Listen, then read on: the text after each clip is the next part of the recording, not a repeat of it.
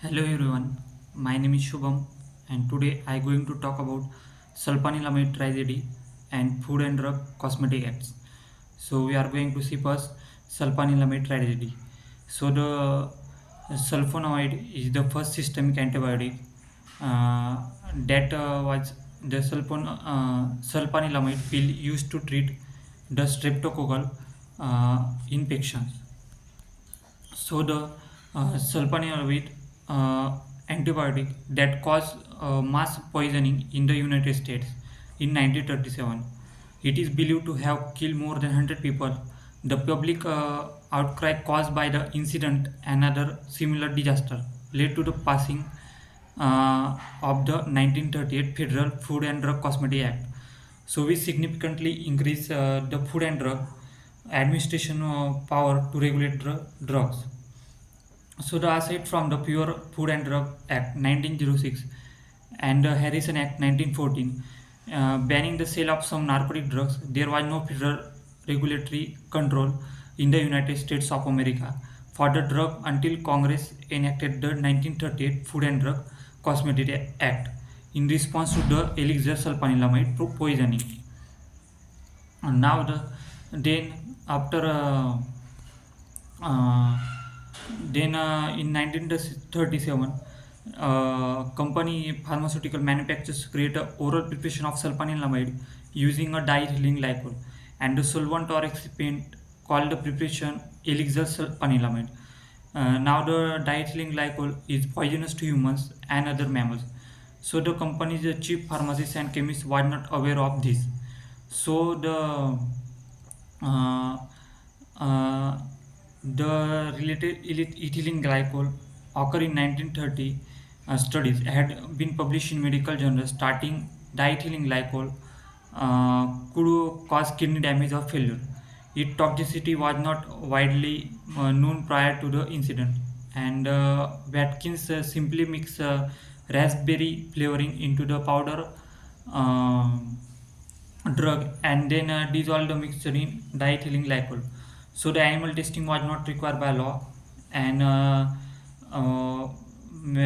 it's performed. There were no regulations at that time requiring pre-market safety and testing of drugs. So the company started selling the distributing the medication in September 1937, and by October 11 the American Medical Association received a report of several deaths caused by the medication, and the FDA was noticed and extensive search was conducted to recover the distributed medicine. So the it assisted a research project that verified that the diethylene glycol solvent was responsible for the fatal adverse effect, and at least 100 deaths were blamed on the medication. So after that, Congress responded to public outrage by passing the 1938 Food Drug Cosmetic Act, which required companies to perform animal safety tests on their proposed to new drugs and submit the data of the FDA before being allowed to market their products. Um, so it's all about the sulfanilamide tragedy. Now the next one is Food and Drug Cosmetic Act.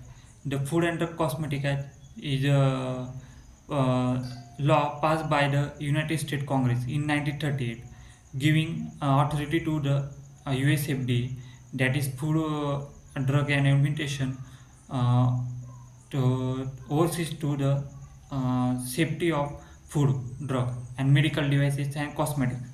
So the FDA principal representative, the members of Congress during its drafting was Charles Crawford, and the principal author the of this law was Royal uh, Copeland. So the three-time U.S. Senator from New York in 1968.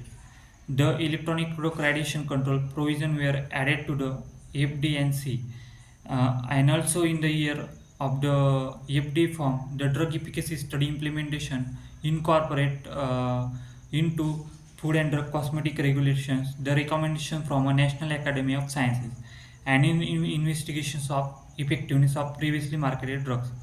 So that the act was be amended many times, most recently to add requirements about bioterrorism preparations.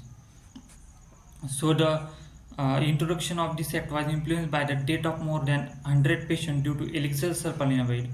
Sulfanilamide medication where the toxic solvent diethylene glycol was used to dissolve the drug and make a liquid form. So it replaced the earlier Pure Food and Drug Act of 1906. Now the this act was for to prohibit the movement in interstate commerce of adulterated and misbranded food, drugs, devices, and cosmetics, and for other purposes. Now the act defines a cosmetic as an article intended to rub or sprinkle or spray on introduced into otherwise applied to the human body, and cleansing, beautifying, promoting attractiveness to altering the appearance under the act. The FDA does not approve the cosmetic products, but the act prohibits the marketing of adulterated or misbranded cosmetic. So the FDA does not have the authority to order recalls of cosmetics. So the if a company is selling product that is adulterated or misbranded, the FDA can ask the company to recall their product of sure them to the FDA. Canada does inspect cosmetic manufacturing and facilities to ensure that the cosmetic are not adulterated. So this all about the Food and Drug Cosmetic Acts. So thank you.